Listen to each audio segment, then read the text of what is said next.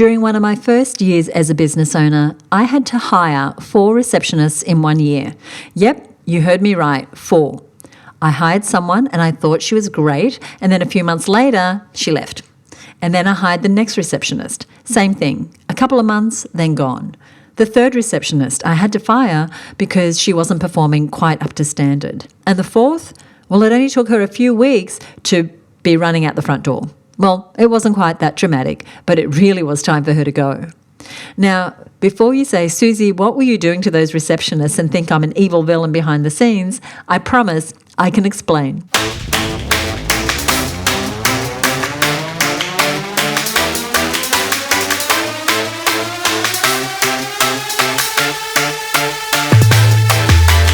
Welcome to the HerBusiness Podcast, where we dive into the stories of women entrepreneurs who are making their mark.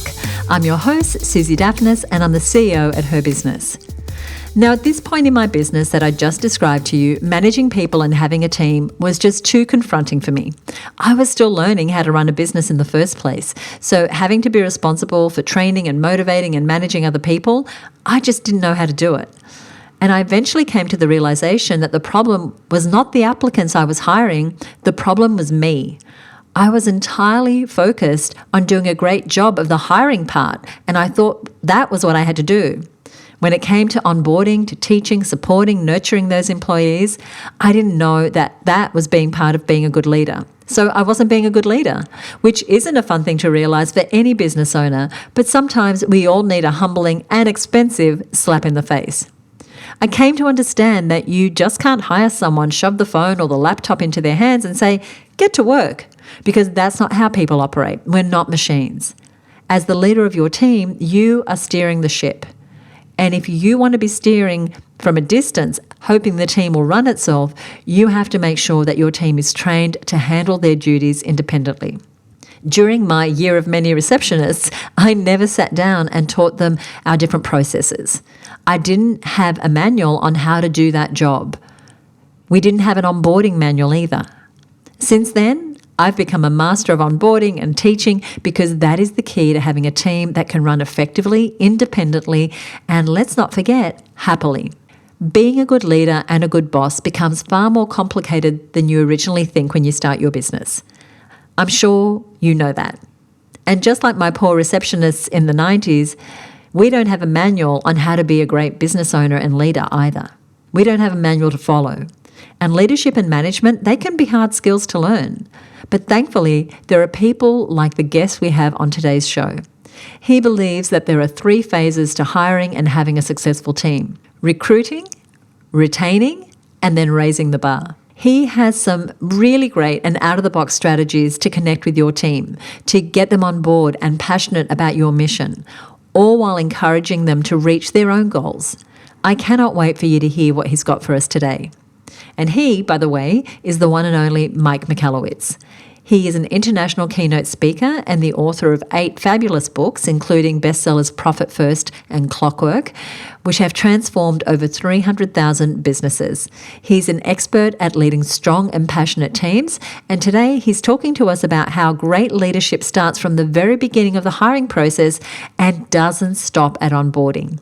There is so much good stuff that he's sharing with us today, and I can't wait for you to dive into this absolute gold. So let's take a listen.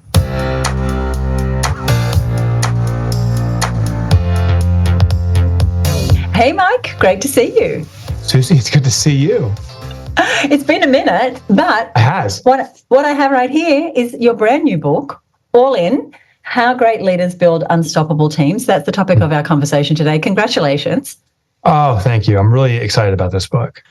I really love this topic, and I'm really excited to speak about it because we're committed to helping women grow thriving businesses. And there's a point where you have to have a team, otherwise you don't really have a sustainable business. And that is why I'm so excited about this topic, because I really believe what you share in the book gives such a great foundation for people to build unstoppable teams, as you say. But the book starts with a title of a chapter that's kind of a little gloomy, but it does set the stage for what's inside. And the title of that chapter is Why Most Teams Just Don't Care. Can you tell us about the scenario you're opening up with this title chapter? Yeah, for sure. I'll give you something that was an epiphany for me, and it made me completely aware of the misperceptions that we have as leaders. I've always heard that a mission, a vision for the company was the number one thing you had to have to glue a team together. So I infamously now came out of my office one particular day. I had a forensics business, and I saw the pathway to $10 million in revenue. We were a small business. I had 30 employees. For the first time in my life, I was going to achieve this number. So in bubble letters on a whiteboard, put 10 million. I put a big post note over it so I could have great flair and ripping it off as I announced this. I called my employees in, and this is when I made the big announcement that if we simply do X, Y, and Z, we're going to achieve $10 million. This is our mission. It's going to transform our business and the world. And I ripped it off with great flair. $10 million is the goal. And people sulked and walked away. And they're like, okay, whatever. That's good for you, Mike. My assistant came up to me, Patty. I said, but I said our mission, we have a clear target. She said, Mike, if you get $10 million, you get the bigger house, you get the new car. What about our vision for ourselves? And that was the awareness I needed. I didn't realize the job of a leader of an organization is to understand what everyone in the team wants to achieve for themselves. We're not all here around one vision. In fact, that vision or dream was my dream. That meant something to my ego if we hit that number. It meant something to me. But I had a colleague who wanted to buy their first house, someone who wanted to learn to play a musical instrument, another person who was fighting a disease and wanted to overcome this disease. And it became an important, transformative moment for me, because I always reflected on that and started implementing it. What I noticed, Susie, is when I started to care for the vision that my colleagues had for themselves, then they started to care about the corporate vision, which was really satisfying my dreams. That was the big aha. We're going to talk a little more about that because we're dealing with humans. We've got our vision, we've got our outcome, we've got the numbers we want to hit, but these are people who are spending a big chunk of their lives with us. So I'm going to circle back to that. I had an incident in the first few years I started my business. This one particular year, I had hired, lost or fired 4 receptionists in the 1 year. Wow. And I realized there was one common denominator. And it was me.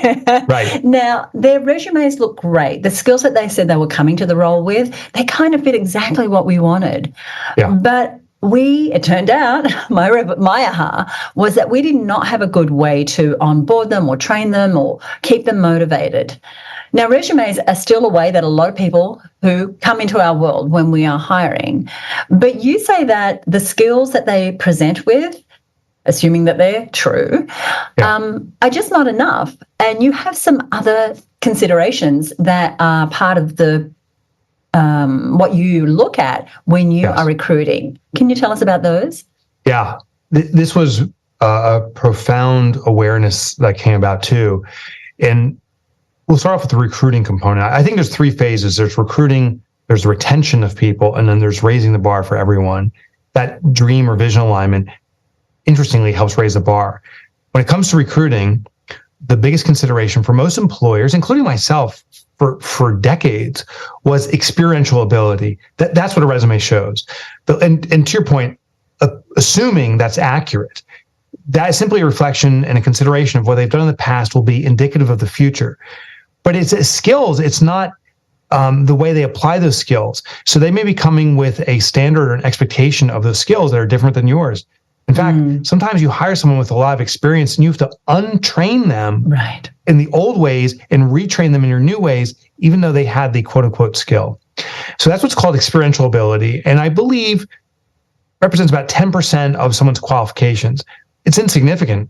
The other part is innate ability. Innate ability, more and more businesses are becoming attuned to this, and it's looking at the natural wiring of a person. What's their behavioral tendencies? Are they a quick start or are they methodical? Now, there's tools like Enneagram and Myers-Briggs and StrengthsFinder. There's a cadre of these tools, and they are very helpful and insightful. I wish more businesses would use them, but that too is only about another 10%. So experiential and innate represent about 20% of someone's makeup. What we need to look at, which almost every business is ignoring, is potential ability. Now, what's this? How will a person perform in your environment given the right opportunity? What will happen? It's indicative of the future. And so yes, that sounds wonderful, but I think most people say, well, that's great, but I can't figure out the future. I can't determine how they're going to perform. My response, my research shows, oh, heck yes, you can. And you do it through a process called workshops or camps. So I'll set the stage for this. What this is consider people based upon their curiosity, desire, and thirst. Those are indicators of someone's future behavior. The first level of potential is curiosity. Interested to see how this is. Maybe skydiving, I'm interested in that. I have curiosity. That's the first stage. But the next stage is desire. Once someone participates, which is indicative of curiosity, do they want to do it over and over again? So repetition on their own accord is an indicator of desire. Thirst is where they can't stop it. They prioritize it over everything else. This is their thing.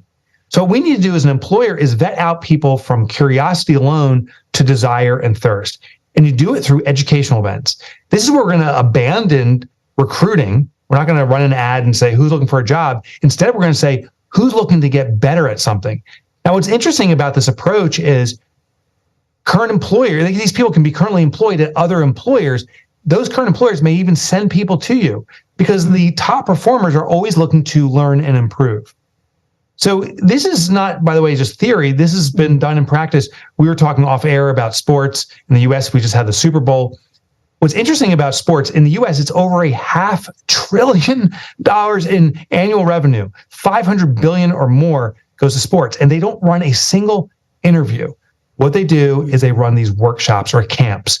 Everyone goes through training, and what the coaches are doing is they're helping everyone get better, but also observing for curiosity, desire, and thirst. Who are the best participants? And they cherry pick those people. So here's the application business. Home Depot, I don't think Home Depot is in Australia, but Home Depot is a big provider of home services here in the US or products. And what they do is they run workshops. You can go to a Home Depot to build a birdhouse, and they do it as simply an experiential event. So it doesn't say we're recruiting. It simply says, come on down, build a birdhouse, bring a kid with you, and so forth. They have an employee there that's watching the participation of the parents. And if someone shows first curiosity, but the higher levels are desire and thirst, they will tap that person on the shoulder and say, gosh, you're showing such interest and ability here. Have you ever considered working at Home Depot? As an employer, as ourselves as employers, start running educational events where you put on whatever you're looking to hire for, actually do an education around that. And maybe you don't have the skills. Maybe you hire someone to teach it. But the people who show up are the learners. Then observe in the learners who's the most potential, and then start the recruiting process there. Last and final tip is this. If it feels overwhelming to put on a workshop or a camp like this, you can attend one. There's education events going on all over. If you need to hire a bookkeeper, go to a bookkeeping class, not for you to become a bookkeeper, but to observe the other students. They don't know they're being recruited, but they're learning. And the ones who have desire and thirst are the ones you want to tap on the shoulder and come work for you. This is such an out-of-the-box thought. And what I love is in the book, you actually walk us through this process. So if you're listening and you're thinking, what? That we go deeper into it in the book. But I love it because it's really out of the box and it takes it beyond the what's written on a piece of paper to actually observing. One of the other things in the book, well, the book is very hands-on in that you give us your processes, which is so generous, but you outline a recruitment system and a process that includes like an assessment, followed by an interview, then having a prospective team member demonstrate their ability, then a deep dive interview, then possibly even a day where you actually pay them to come in. This seems like a lot. Why do you suggest such a thorough process? Yeah, so it's a technique that could be called a gauntlet. I think that has a little bit of a negative association with it. As you go through these workshops, it's a great way to identify potential, but you want to see someone's interest once you're in the recruiting or hiring process to see how committed they are to this. So we put barriers in place. Ironically, most employers want to make it as easy as possible. Get your application in, come in for a quick interview. We'll do it remotely and you're off to the races. But the hiring experience is pretty miserable. About 5% who are hired under the current interview standard, if you will, last for more than 5 years and are top performers. Most people are moderate to low performers or they don't stay long. If they're a top performer, they move on. So the gauntlet is a test for quote unquote commitment and interest in your organization. What you'll also find out as people go through these processes of interview, a workday experiencing, running skills, you'll actually see how they fit into your organization very quickly. A challenge that many employers have is they interview someone, they bring that person on board, they're like, oh gosh, how am I gonna get this person up to speed? They're not a right fit. And the employer then is going through a learning process trying to get this person on board properly. It costs time and money, but it also disenchants that employee saying, gosh, this environment wasn't ready for me. So by going through these processes, you actually also prepare your environment. I do want to share one last final tip though, about this gauntlet. And it's the celebration when they do start. Most organizations celebrate after the employee leaves. It's the retirement, thing. Thanks for your loyalty, and we're going to celebrate your departure. We really need to celebrate the arrival. And so I'll give a very specific example. We have employees start here, and when you come on board, there is a welcome basket, not of generic stuff specific to you. So you get a coffee mug saying, Susie's a rock star, or something with personalized to you, something and other elements. It's the truth. It would simply say the truth. And other stuff. We don't do paperwork the first day. That's done separately. We want you to meet with the team. We can do this virtually or in person. But my favorite part, and this is like the mega tip, is the number one promoter or detractor is the person that's helping them make the decision. So there's always someone that's in their field of relationships, a spouse or a loved one or a friend. But someone's like, at the end of that first day, how did your first day go? So this is what you do. We had an employee, Corday, who came on board during the interview process, that gauntlet, if you will. We learned that her husband helped her make a decision of where to work. He was supporting this, and he also likes bourbon. So we got this nice bottle of bourbon specific to his favorite choice. And when she went home after the first day of work with her basket, he asked Corday, how did your first day go? And she's like, it was great. They embraced me and so forth. And by the way, Brian, you got a gift. And he's like, I got a gift? Yeah. It was wrapped up. It said, Dear Brian, in the letter, it said, no decision to work for a company is ever made on its own. We understand that you were talking with your wife about this. Thank you for supporting her in deciding to work for us. Enjoy this. And he opens up, it's his favorite bourbon. The miracle was the next morning when she and he woke up, Brian was saying to Corday, go to that company. They are the best. I love them so much. We had won the cheerleader. I love it. Most businesses get a detractor. That first day they come home, how's work? I kind of got ignored. Oh, that company sucks. Are they paying you well? God, they're not paying you well. And the next morning they wake up and Brian's saying, that company sucks. Just scratch that money out of them and get out of there. So you got to win the cheerleader over. That is so interesting. I haven't had a first day at work for, 30 years because I've been my own boss. But in my 20s between jobs, I used to be a temp. So I used to go in for temporary assignments, and whether it was a manufacturer, a record company, a PR agency, the first day started pretty much the same way. And at the time, the skills that I was sharing was receptionist skills. So I would arrive, someone would sit me at the front desk, they'd go, there's the switchboard, that's where you get coffee, here's a list of names, here are the extension numbers, let me know if you need anything. And that would be it. And I think many of us are still kind of recruiting that way. Like that is the first day, or the first day is, oh my gosh, I've been waiting for you to arrive. Here's my list of things that we're going to get done. And that's kind of what it looks like. So I love this alternative of one, not only celebrating them, but you also in the book go into, well, what else do you do to onboard them? You don't just kind of, oh, hey, Right. You don't just say go and do. And I too did do that as an employer. I hired an employee, and within the first day, within the first minute, I said, you have to get out the door and start billing. Many small businesses are in a position, or have put themselves in a position, where that person needs to get up to speed very quickly, and it's this panic. For the employee, you feel abandoned. It's like, I don't even know what I should be doing. And you're setting them up for failure. They're probably not going to meet your standard because they don't even know what it is. And then panic ensues. The first impression is the biggest impression. And so I think what a confident, powerful employer does is it's a relaxed environment. You come in or you arrive virtually, and it's like, hey, we have time to sync up and connect and get to know each other. You're demonstrating there's no rush. You're demonstrating there's no panic. And I think that exudes confidence to the employee too. The process you mentioned earlier, the gauntlet, do you feel this is relevant for someone who's hiring their second or third employee as it is for someone who has a bigger team?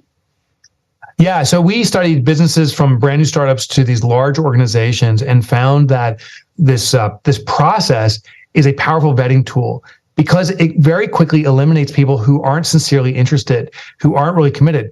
One of the techniques we use in the gauntlet, if you will, just basically friction points, is during the application process. And during the application process, we often write very long ads. And it's usually near the very bottom of the ad. It says, if you've actually read this entire thing, in your response, we'd like you to put in the email, I read everything. And what we find is, sadly, about 90% of the responses don't include that. So it means one of two things. They didn't read the ad and they're blanket answering. Doesn't mean they're interested, doesn't mean they're a fit. It's just whomever. Or they don't know how to file instructions, which for many of the positions we have, right, they need to follow or adhere to some instructions. So what's interesting is you get far less applicants by doing these friction points, right, but they're far more qualified. Now, the struggle many small business owners have is like, I need to get someone right away, and there's this panic, and I'm going to skip these steps. And if they hire someone that's not a fit, and they have to go through this again and again, it's actually the more costly process. It's the larger corporations who start getting into this routine. They're regularly filling their bench. They start getting ahead of the game. They say, I'm anticipating hire someone 6 months from now. Let me start this process now to start vetting out the people that are really interested and really have the most potential. Yeah. Who wants to go through 1,000 applications that are just spam, you know? Oh my gosh. I love that idea of the friction points. One of the chapters, I think this is my favorite chapter, Mike, and that is chapter 6, which is about psychological ownership. Because, I mean, we all hear, like, get people to buy into your vision and buy into your values, but there's more than that. And you share a wonderful story about an organization that, you share a couple of examples, but if you would share the one about their names. That was a landscape. Do you know the one I'm talking about, hinting at very badly? Yeah. So let's talk about what is psychological ownership, and then if you would give us an example, that would be awesome. Got it. I'm happy you like that chapter. This was my favorite too, and I almost dedicated an entire book to this because it's such a powerful strategy. So, what is psychological ownership?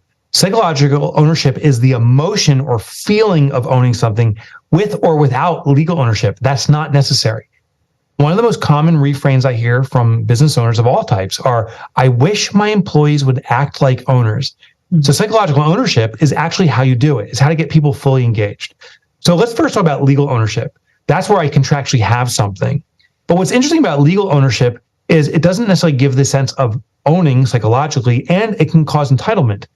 I own some stock here in an American company, Ford. I was down in Australia just recently. I saw Ford Rangers everywhere, that pickup truck. Well, I own some stock in Ford. I drove by a Ford factory up this way. And when I looked at the building, I didn't look at it and say, oh, I own some bricks in that building. That's mine. Go, Ford. I looked at it and said, oh, yeah, where's my stock distribution? Where's the money they owe me? So legal ownership can result in a sense of entitlement. Right. A sense of possession, but it doesn't give the sense of belonging or association. So we got to be careful of legal ownership alone. Many ESOPs have struggled because they've invoked this entitlement mentality, but not psychological ownership. Psychological ownership is where we feel something is part of us, is part of our identity. Now, a classic example, I'll go back to cars. I actually own a Ford pickup truck. And I have 3 elements that make me feel like an owner. First is I have the ability to control it. I park it where I want to park it. I drive it when I want to drive it. It's under my domain or my authority 24/7. Secondly, I can personalize it. I program the radio stations. I put on a bumper sticker or not. And lastly, I have intimate knowledge. I know it inside and out. I know what every button does, every bell and whistle. Now, here's the interesting thing. I call it my truck. It's my car, but I actually don't own it. The bank does. I'm making installments. I'm making payments on it. So I don't have legal ownership. I have psychological ownership. When someone says this is mine or ours, that's an indicator of psychological ownership. Now, the story in the book that you're referring to, the use of names, was mind-blowing. There's a landscaping company in the Northeast here in the U.S. in Connecticut that has quite a few employees. I think it's upwards of 50. And they noticed that they were going through a lot of their materials very quickly. One in particular was gloves, that these workers were tearing through gloves and disposing them. And these are heavy duty gloves up to twice a week. And the cumulative cost against 50 employees out there doing the work is 100 gloves per week, and the gloves cost maybe $10 a pair. It's $1,000. It starts adding up very quickly.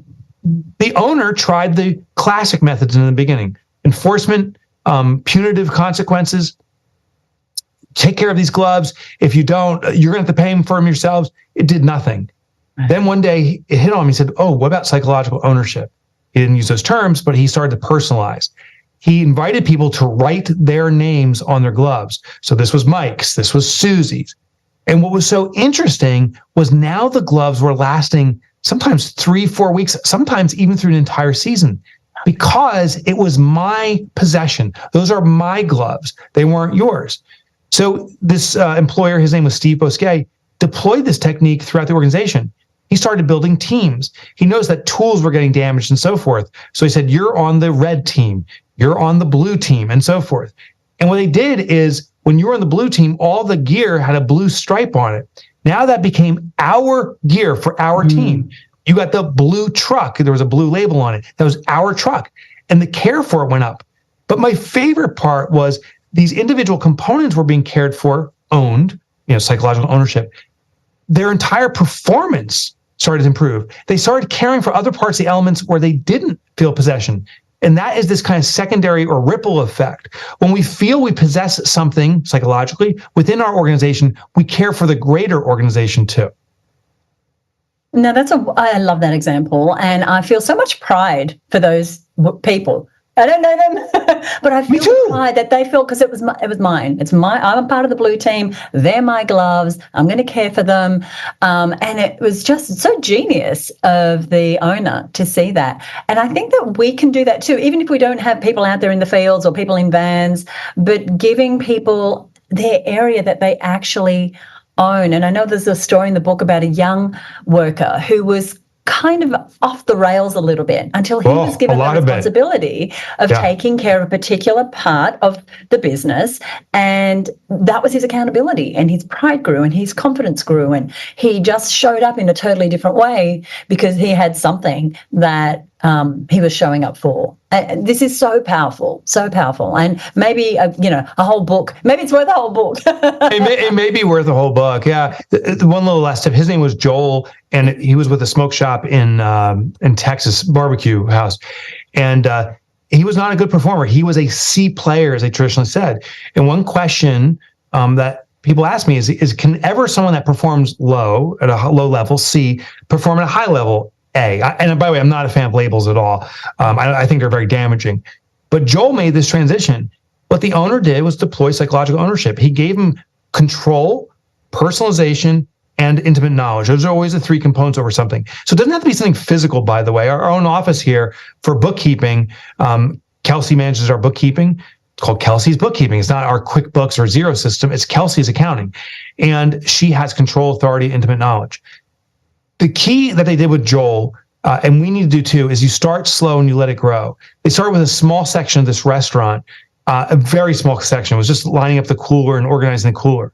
Once he was owning that, the owner started to recognize him, the business owner, recognized him saying, Joel, you're doing such a great job here. Thanks for owning this. He said, yeah, I love taking care of my wine cooler or beer cooler. What else can I own? And they started to grow from it. It did take a year and a half, but Joel, a struggling employee, has become their best employee and manages the entire restaurant. So we definitely can grow into it, but we have to roll out ownership on a slow basis so people can absorb it and build into it. There's so much about us as leaders that we don't have time to go into today that has us be someone who can allow someone to own something, who can allow us to let go to a point. There's a whole lot of psychology in that as well, of course. Oh my God, yeah, there is. I'm just thinking of ego, and that's something that we have to overcome. Yeah. We basically, the short of it was this, that to build a great team, we have to be very human. And it's about contribution to our team. It's about release, not control. I love it. I love these conversations. So in the book, of course, there are chapters on attracting, retaining your staff, onboarding them, getting them to have this psychological ownership. There's one thing that I've noticed that is also covered in the book that we don't necessarily do well as small business owners, I have a lot of small business owners in my community, is they hardly ever speak to their team members, especially if they're a remote team, unless there's something wrong or there's a big project. That frequency of communication is such an important part of the system that you've created. Could you just take us a little bit behind the scenes of, not even have to give us the system, it's in the book, but why that frequency of communication is so important? Yeah, we do weekly one-on-ones, which I know sounds overwhelming and many people may turn this off. It's actually very easy because these connections go for 10 or 15 minutes. And it's these check-ins where we can do these micro adjustments.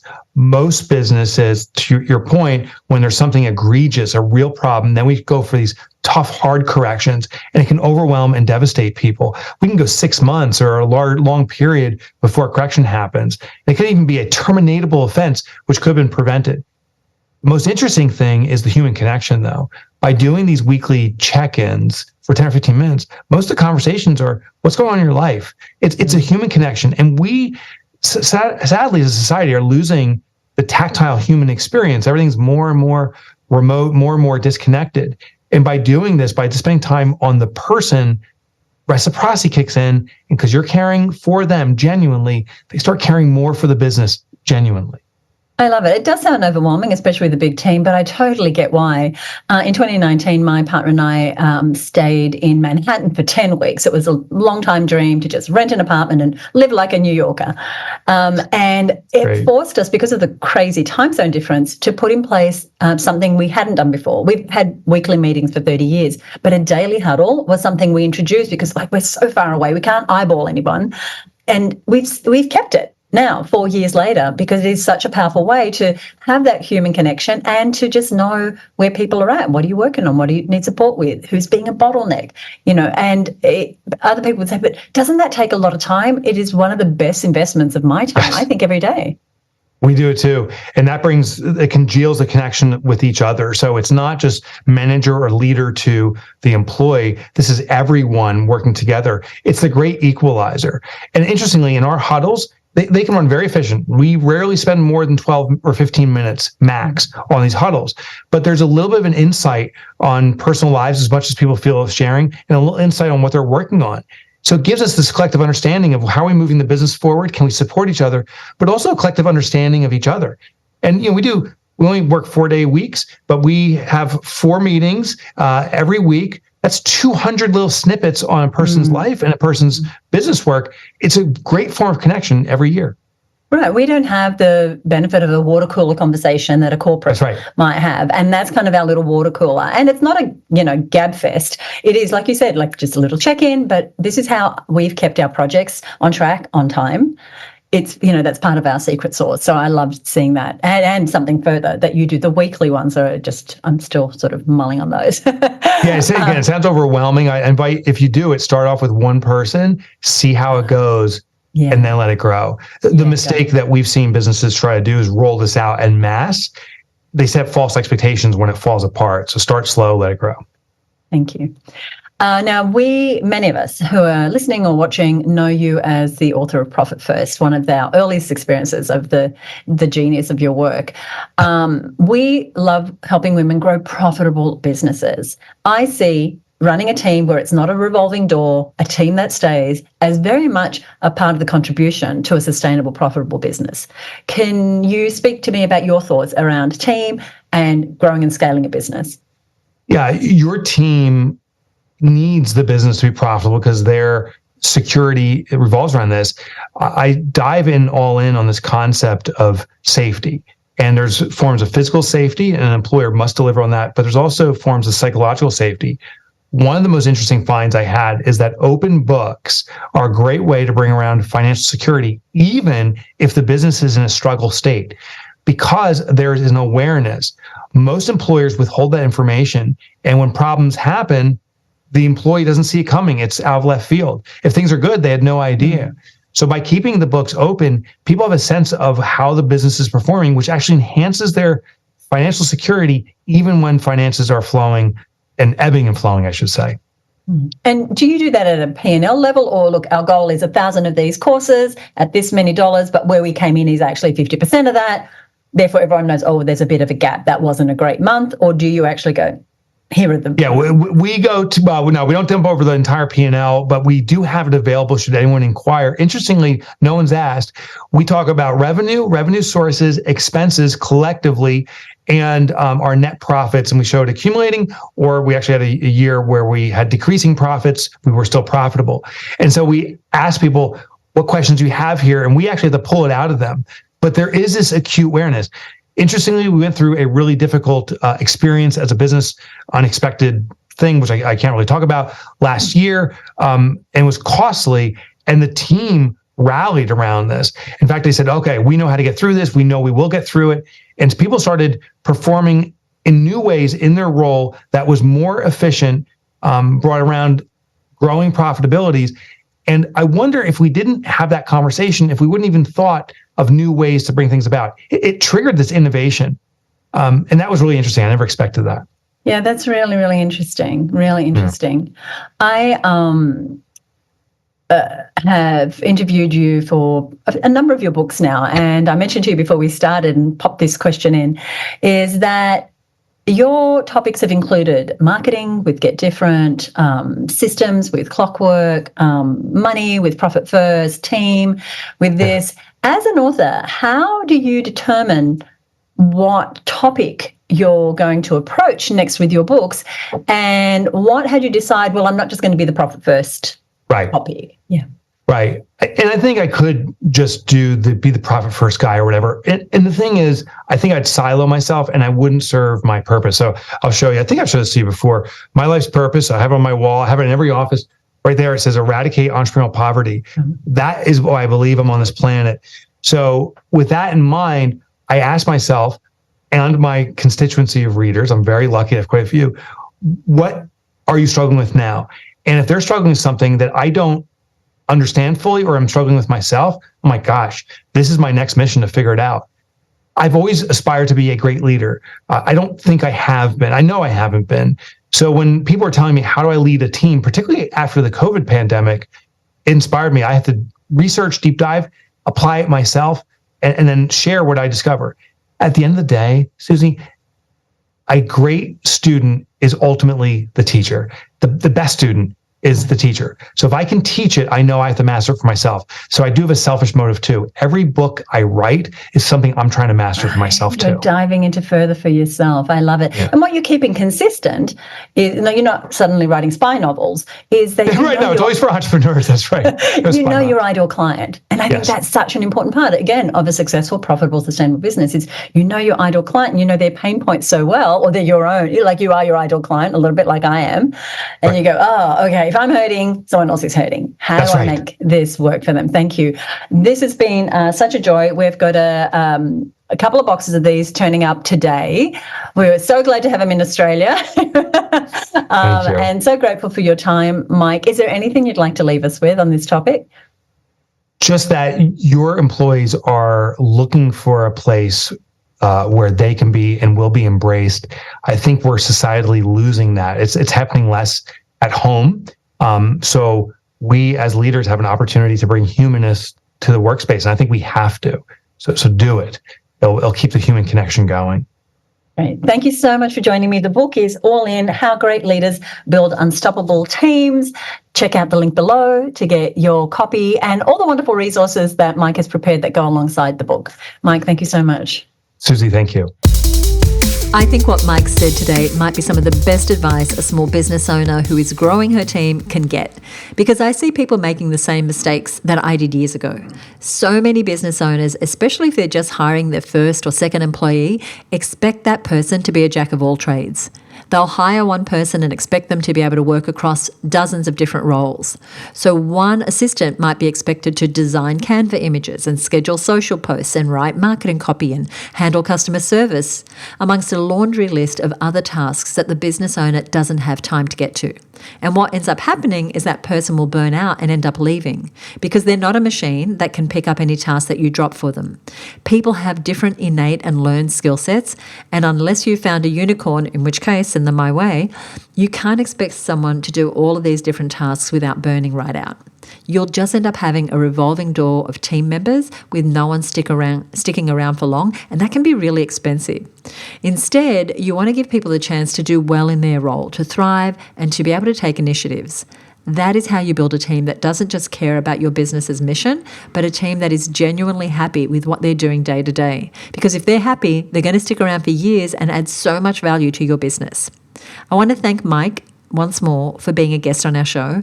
I want you to go over to herbusiness.com/263 and connect with him. Follow him on social media. He's always posting really valuable things, and you definitely want to pick up a copy of the book. Now, if you're listening and you think, the Her Business Network, being mentored by Susie, being around like-minded women who are also growing their teams and growing their businesses, that's what I need. Then you can learn more about us over at herbusinessnetwork.com. Once again, you'll find more information about Mike and her business over at herbusiness.com/263. You'll also find a summary of what we covered today. Now, join us in the next episode for more inspiring stories about successful entrepreneurs. I love doing this show for you. I appreciate you listening and sharing the show with your friends. I love it when I get a comment from you on what you enjoyed or implemented. It really does make my day. So you can email me anytime at podcast@herbusiness.com. If you're new to the show, welcome. Be sure to subscribe. And if you enjoyed this episode, please head over to Apple Podcasts and give us a rating or review. I would so appreciate it. Join me next time back here on the Her Business Podcast. Bye for now.